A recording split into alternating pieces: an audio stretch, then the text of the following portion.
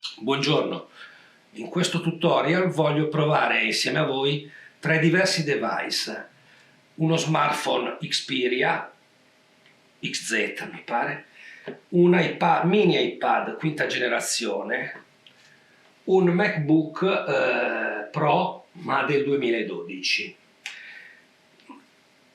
Usarli per queste videoconferenze che ci vengono sempre più richieste, per tenere lezioni online o per seguire riunioni.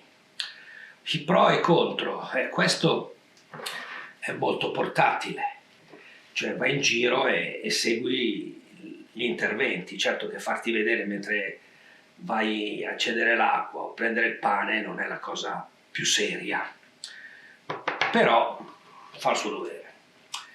Lui, il mini iPad, comodo, ti metti su una scrivania, è subito pronto, ce l'hai in un cassetto o in giro, e devo dire che forse la qualità migliore, lo dico dopo aver fatto le prove, video, forse anche audio rispetto al MacBook, che invece ha il sostanziale vantaggio che, per esempio, nella schermata di Meet che uso io puoi accedere con più comodità ai settaggi, scrivere più facilmente i commenti in chat, però è quello con la qualità video e audio peggiore. Ma al di là della qualità, spesso diamo poca importanza all'inquadratura, come ci facciamo vedere dagli altri. E allora anche lì ho voluto provare diverse supporti o comunque qual è la posizione migliore per ognuno di questi device. Prima di tutto il telefonino. In verticale è molto semplice, diciamo che dà delle immagini accettabili quasi sempre, anche altezza tavolo. In orizzontale invece io ho visto che necessita di essere alzato, non so bene perché, così pochi centimetri rispetto alla telecamera, alzato e fa il suo dovere. L'iPad è il più problematico, ho visto, perché non so, forse per via dell'inclinazione, forse. Insomma, ho notato che deve essere posto a questa altezza, quindi ci vuole un supporto adeguato. Il MacBook invece in questo frangente si difende bene, l'immagine è decente, ho visto che basta un libro e cambia di molto. Spero vi sia utile e osservate le mie costruzioni. Ecco, una ripresa con l'iPad a livello tavolo, almeno correggere l'aria in testa, ma comunque è troppo bassa, con questo naso in campo, ste narici. Minimo andrebbe alzato così, altezza occhi, anche un po' di più, solo che bisogna avere un supporto.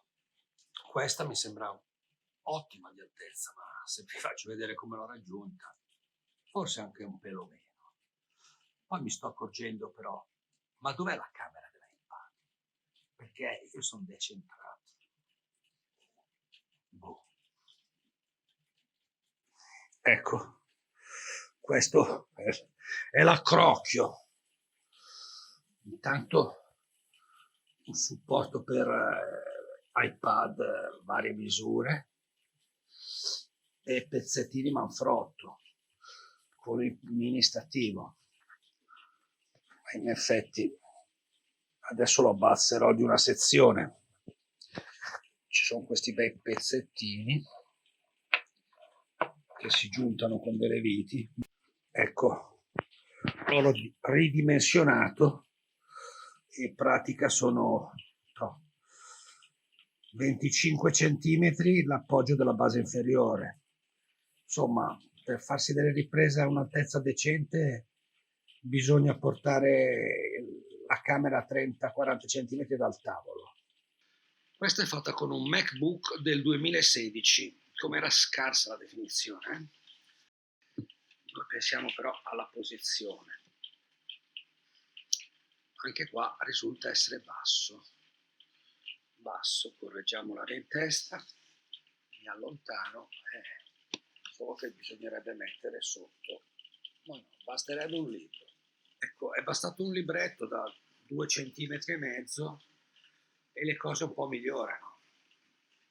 forse la sedia è alta. Comunque così è decente. Poi ecco, attenzione al fondo, è un po' un casino casa mia.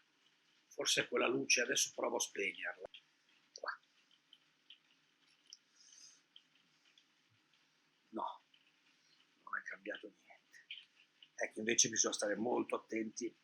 Telefunken, bisogna sempre averlo pulito, è l'obiettivo. Se fate le conferenze col telefonino. Per adesso. Ripresa fatta con il telefonino in formato verticale. Sempre a livello tavolo, va un po' meglio, devo dire, non so perché, ma solo che lo sguardo va verso il basso. Anche qua, sì, basta alzarlo. Ecco, così. Problema invece di bilanciamento bianco. Qua non so perché. Qua migliora. Ma in verticale, in orizzontale? No, in orizzontale è il problema visto prima. Naso in primo piano e quindi va alzato così. Però io non capisco, con le luci a 3200 tutta sta dominante. E forse addirittura flickera. Invece per i telefonini c'è questo Joby, penso da pochissimi euro, leggerissimo, però il telefonino lo sorregge, con le gambette estensibili ed è già dotato del supporto a molla per mettere il telefono. Adesso lo piazzo. Ecco, questo è con il supportino per telefono, sì, risulta ancora basso, però se guardate un po' in basso, il naso viene fuori meno. Certo, qui c'è una luce, non vanno bene le luci del tavolo sopra, ma l'ho accesa per vedere i telefonini, gli ammennicoli, insomma. Ecco i due supportini,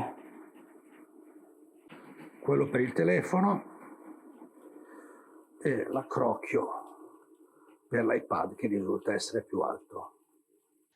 Ecco, adesso valutiamo gli sfondi. Qui per esempio ho messo un austero nero per non far vedere le librerie della casa che molti invece ostentano. Però potrebbe essere benissimo un verde o blu screen. Lo buchi e ci metti dietro il mare dei Caraibi. Oppure utilizzare appoggi fotografici. Al posto di un cartello di rivendicazione si può sempre mostrare il quotidiano con la data odierna per dimostrare che eravate in smart working.